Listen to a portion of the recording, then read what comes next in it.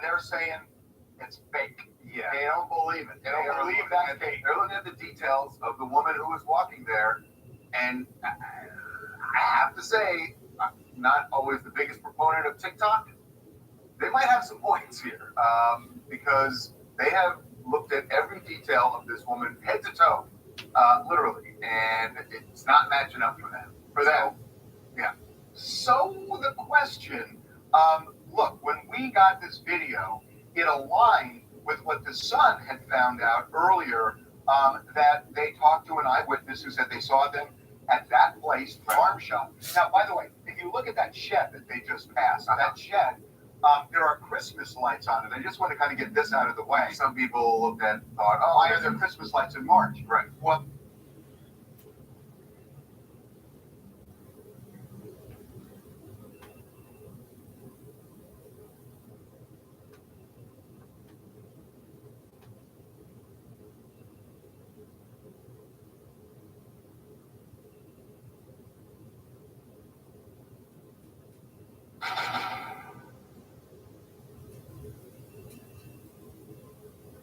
Kris Jenner warns of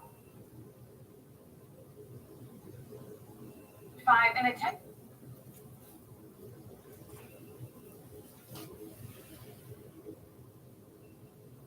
Harvey Lilwayne.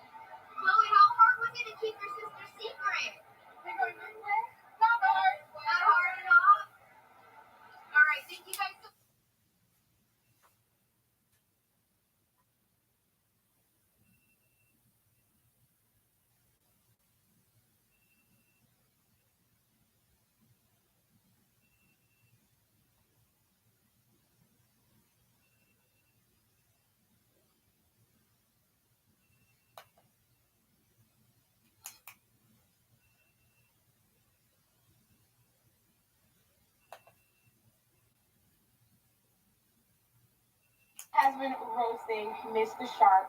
First of all, leave Shannon Sharp alone.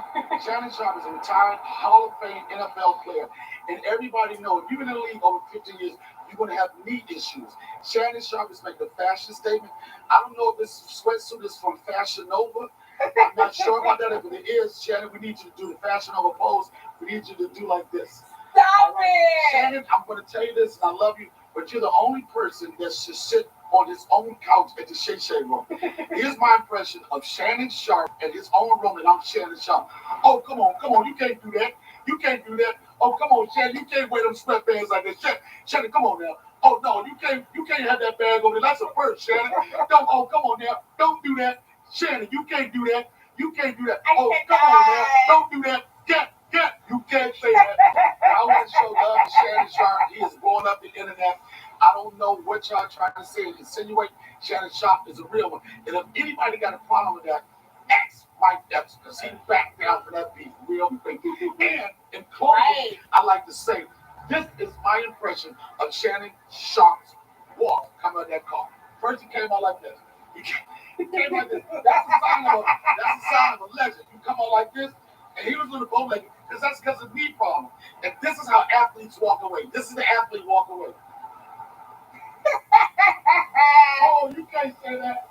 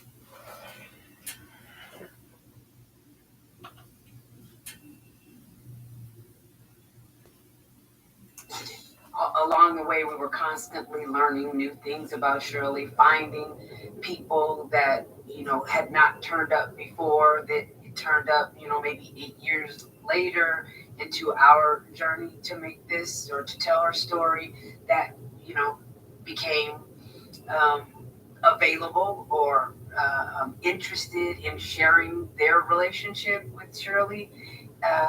So that was a big part of the process.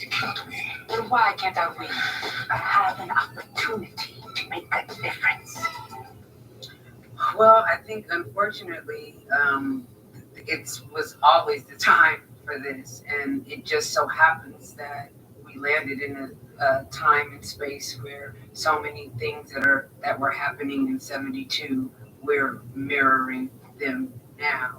See too much suffering.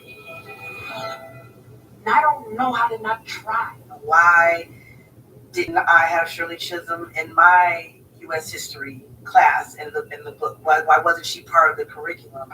And that is the case. If it's not a teacher that is decided to talk to her class about Shirley Chisholm, that's still not happening. So having an opportunity to inform, we didn't want to necessarily do a history lesson, but we're hoping people come out more informed and educated because a lot of people do not know who she is, and that's not cool.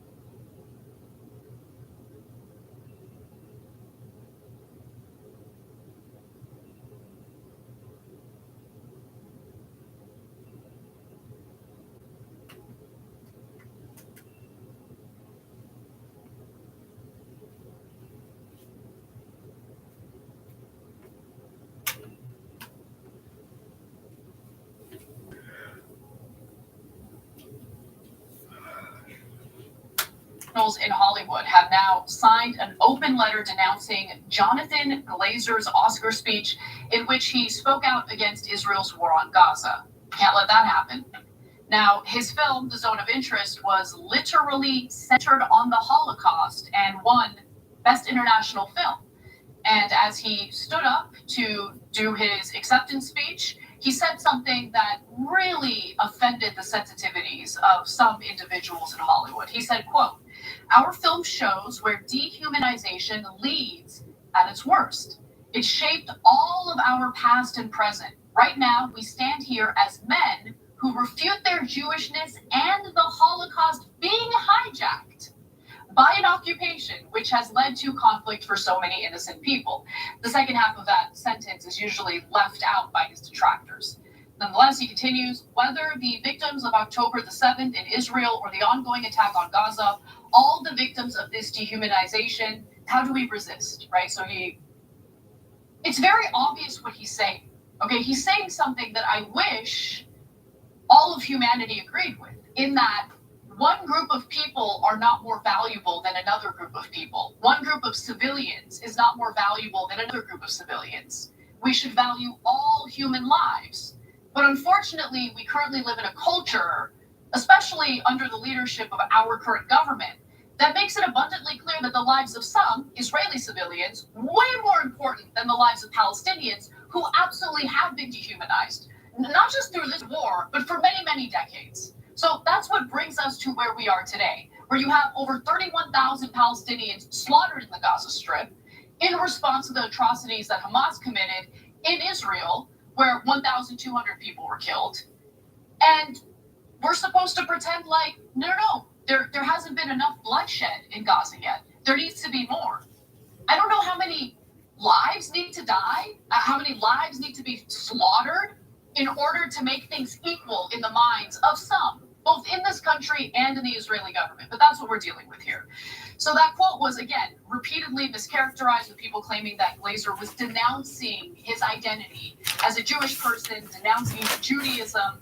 So over 1,000 members of Hollywood professionals signed this open letter saying, we refute our Jewishness being hijacked for the purpose of drawing a moral equivalence between a Nazi regime that sought to exterminate a race of people and an Israeli nation that seeks to avert its own extermination. Extermination. Can we just Come read this for a second? Just let.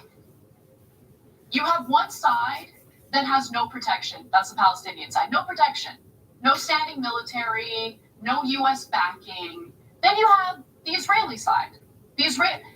Israel is an incredibly powerful country that has the backing of an even more powerful country, the United States, which will provide almost limitless military aid to Israel as it carries out the slaughter that they're carrying out right now in the Gaza Strip. They've got the Iron Dome to enhance their defense capabilities. What kind of defense capabilities do the Palestinians have exactly?